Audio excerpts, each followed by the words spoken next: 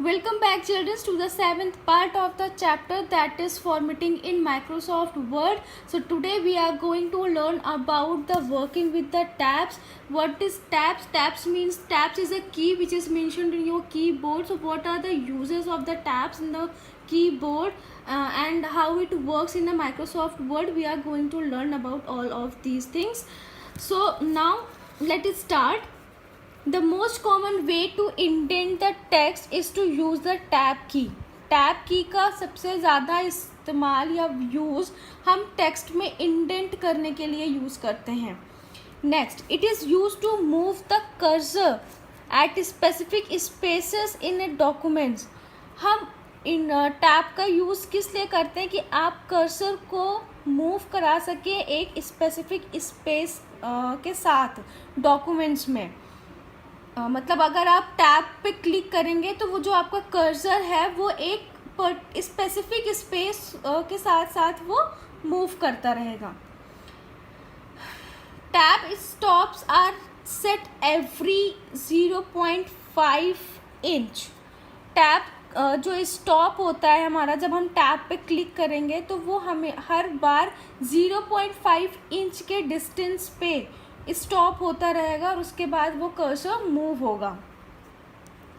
When you press the tab key, जब आप tab key को प्रेस करते हैं, the cursor automatically jumps to the next tab. जो आपका कर्सर है वो ऑटोमेटिकली आपका नेक्स्ट टैब पे आके जंप कर जाएगा, यानी कि नेक्स्ट लाइन पे या नेक्स्ट टैब पे. Tab can also be created using leaders line. The leaders inserts dots or dashes in the space leading up to the tab stop. So children, to set the tab stop set कैसे करते हैं कि आप चाहते हैं अगर कि आपका जो टैब है, जो टैब की का वर्क है वो स्टॉप, वैसे तो by default it sets at 0.5 inch, लेकिन आप उसको अपने अकॉर्डिंग भी सेट कर सकते हैं कि इतने इंच के बाद इसका स्टॉप होगा. ठीक है. So how it can be set, let's start. Click on dialog box launcher button in the paragraph group. जो आपका पैराग्राफ ग्रुप होगा पेज लेआउट टैब पे, वहाँ पे एक ऑप्शन दिया होगा डायलॉग बॉक्स लॉन्चर का. आप उसे क्लिक करेंगे and click on the tabs button. उस पर टैब्स बटन दिए होंगे. ठीक है. The paragraph dialog box will appear. आप जब उस पर क्लिक करोगे तो पैराग्राफ अपीयर हो जाएगा. And then click on the tabs button present on the lower left of the dialog box. जो आपका टैब होगा वो लोअर लेफ्ट नीचे की तरफ लेफ्ट साइड आपको टैब बटन शो करेंगे. उसके बाद जब आप उस पर क्लिक करेंगे तो आपका टैब बटन आपके सामने, टैब डायलॉग बॉक्स आपके सामने स्क्रीन पे अपीयर हो जाएगा. Now type tab position. For an example 1.25 inch in the tab stop position text box. आप क्या करोगे, आपको अगर अपना टैब का स्टॉप करना है तो उसकी आप पोजीशन सेलेक्ट करेंगे. क्या पोजीशन होगी? Bye default it sets on every 0.5 inch, but हम इसको बढ़ा सकते हैं एज अ रिक्वायरमेंट. तो आप इसको सपोज करिए कि आपने ये बढ़ाया 1.25. आप इसको टाइप करेंगे किस में, tab stop position text box में. And after that you just click on okay. And now press the tab key. आप उसके बाद टैब की प्रेस करेंगे. The cursor will jump to the next position where you have set the tab stop. क्या होगा, जब आप अपना tab position set कर लेंगे, ठीक है, जब आप अपना टैब पोजीशन सेट कर लेंगे उसके बाद आपने क्लिक ओके किया एंड देन आफ्टर आप प्रेस करिए अपना टैब की, तो आप क्या नोटिस करते हैं कि आपका जो कर्सर है वो आपके सेट किए हुए पोजीशन के अकॉर्डिंग मूव कर रहा है. ठीक है. तो this is all about the working with the tabs. Tabs आपको इंडेंटिंग के लिए यूज़ कर सकते हैं, आप उसमें स्पेस के बाद यूज़ कर सकते हैं. नेक्स्ट टैब पे जाने के लिए आप टैब का यूज़ कर सकते हैं. ये हमेशा लीडर्स लाइन के लिए क्रिएट करने के लिए यूज़ किया जाता है. तो these are some working of the tabs in the Microsoft Word. So children, today's second and the last topic of this chapter, that is indenting text. So what do you mean by indenting? So indentation determines the amount of spacing between the text and the page margin. Indentation क्या होता है? जो आपका page का margin है, suppose this is your page and ये आपकी margin line है, ठीक है, कि आपकी ये स्पेस दी हुई है, इसके बाद से ही आपने टेक्स्ट लिखना स्टार्ट किया है। ऐसे ही आप माइक्रोसॉफ्ट वर्ड के पेज पे एक मार्जिन सेट कर लेते हैं, लेफ़्ट और राइट, टॉप एंड बॉटम। उसके बाद जो टेक्स्ट आप लिखते हैं, ये टेक्स्ट और ये पेज का जो मार्जिन का जो स्पेस है, इस स्पेस को हम कहते हैं indentation, indenting. Okay, so indentation determines the amount of the spacing between the text and the page margin. Page के मार्जिन और टेक्स्ट के बीच का जो स्पेस होता है उसे हम कहते हैं indenting. Indenting is also use to set a section of the text apart from the rest of the body to draw the readers attention. अब इस पॉइंट में क्या बोल रहा है कि इंडेंटिंग हम इसलिए भी यूज़ कर सकते हैं कि जो आपका मतलब पूरा टेक्स्ट है उसके कुछ सेक्शन पे भी आप इंडेंटिंग अप्लाई कर सकते हैं। वो चीज़ क्या करती है, आपका जो रीडर्स है ना, कि जो पढ़ रहा है वो एक रीडर्स अटेंशन के लिए होता है कि हाँ मतलब this is the important part and ये सेक्शन जो है वो बहुत इंपॉर्टेंट है, उसे हाईलाइट कर सकते हैं, उसमें इंडेंटिंग स्पेस बढ़ा सकते हैं या उसे डिक्रीज कर सकते हैं अपने अकॉर्डिंग, कि आप उसको कैसे क्रिएटिव कर दें कि रीडर्स के अटेंशन में वो आपका सेक्शन उस टेक्स्ट का आ जाए। ठीक है। Third, indentation features is use to move the complete paragraph. Indentation का जो फीचर है वो आप पूरे पैराग्राफ को मूव भी कर सकते हैं और the first line of the paragraph to a specific position.